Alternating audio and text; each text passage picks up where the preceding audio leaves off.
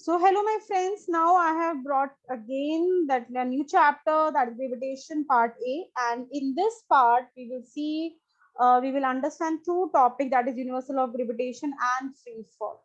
So let's start. Now when you talk about the gravitation, let's start without Newton's, the observation. How can we start? So why does apple fall on earth from a tree? Why does it happen? As you, if anyone asks this question to us, then we simply say that is because of Earth's gravity. That is attractive force that attracts the apple towards itself, and that's why it falls down. Can apple attract the earth? Yes, it also does. But why don't we see the motion then? The reason, very good. The reason is what? The Newton's law of motion. Yes, as we have done in Newton's law of motion, if Earth attracts an apple towards itself, the Earth also attracts Earth towards an apple, and that says by that is Newton's third law of motion. But we see only movement in apple, not in Earth. The reason why that is, yes, the mass, the huge mass. Force they have the same, but because of less mass of an apple, there's a huge acceleration produced in an apple, and that's what we see, that apple falls towards the motion in apple. But the earth having the same force, but because of huge mass, the acceleration produced is quite negligible, and that's why I don't see any motion in earth.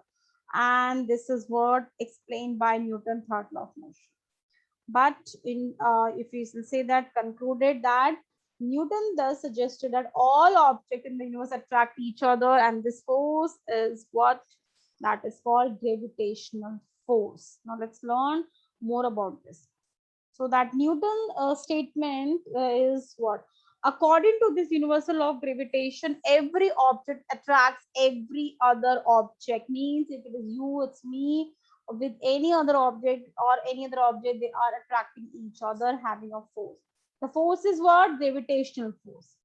Now this force, what we are talking about, that depends on two factor. What two factor?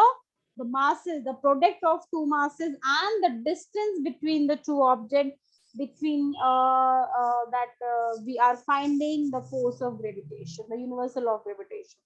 So this force is directly proportional to the product of two masses, and it is inversely proportional to the square of the distance between those same objects. That these factors help to find out the mathematical expression of which is given by universal law of gravitation, and that was formed by Newton. So let's consider, as you can see on the screen, let's consider two masses M1 and M2, and they're separated by the distance T, right? So now how we will proceed with our mathematical. So as because force is directly proportional to the masses, we have done second law of motion as well, F equal to ma. So more mass, more force will be there. So F is directly proportional to m1, it is directly proportional to m2. So when you multiply the two, you can say masses, it will be F is directly proportional to m1, m2. And the second statement, that is inversely proportional to the square of distance. Either you can represent by D or R, that is up to you, that doesn't change your formula. So when you combine these results, what you are getting F is directly proportional to m1, m2 upon R square, where m1, m2 are two objects in between what we are finding the force of gravitation, and R is the distance between the two objects. So when you remove this proportionality sign, we are going to use a constant, a universal constant, that is presented by capital G. So capital G is gravitational constant or universal constant. This is what? Proportionality constant, to make our formula F equal to G m1 m2 upon R square. And where this G having the unit, if you find out by rearranging this formula, G equals to Fr square upon m1 m2, and we will find that is the, you can say, unit, that will be Newton. Force is Newton. If you see from the screen, G equal to Fr square upon m1 m2. So what is F? Newton. What is R? Meter square. And what is mass? Kg square. So this will be the unit of G, N Newton meter square per kg square. And the value that you have to learn, given by Henry Cavendish, that is 6.673 to 10 to the power minus 11 Newton meter square per kg square. And this is universal gravitational constant. Now, what is the importance of this law? That is attraction between any two objects, you can say. That is generally, it will say that it helps to bind us to the earth. That's why we are there. Otherwise, we'll move somewhere. And it is responsible for the motion of the moon around the earth, or you can say motion of planets, including earth around the sun. That is because of all the gravitation. Even the tides that come in seas, that is the gravitational force which that of moon causes tides and seas on earth. So this is all because of gravitation. Let's see one example. The value you will find yourself, but the question is what? Calculate the force of gravitation between earth and the sun, given that mass is the 6 into 10 power 24 kg and the sun is 2 into 10 power 30 kg. The distance between two is 1.5 10 to the power 11 meter. How will you find the force of gravitation? Very easy. Just use the formula F equal to G m1 m2 upon d square. Now put all the values.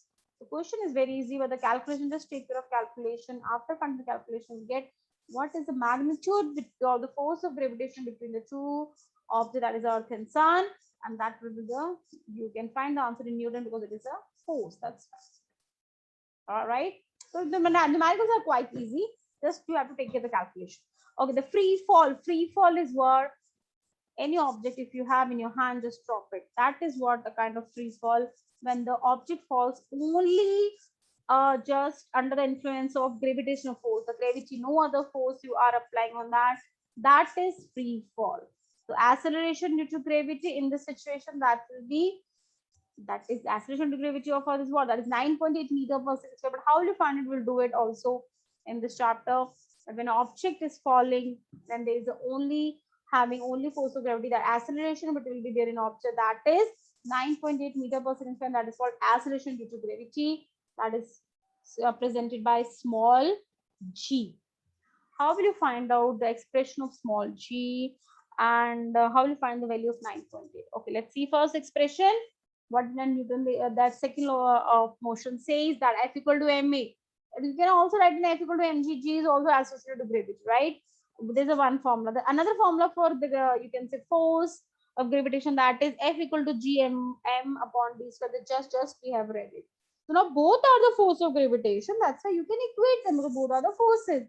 And if you are making them equate, small m will be cancelled out. What is small m? The mass of object for which you're finding the force, the weight. What is small g? That is acceleration due to gravity. What is capital G? Universal constant.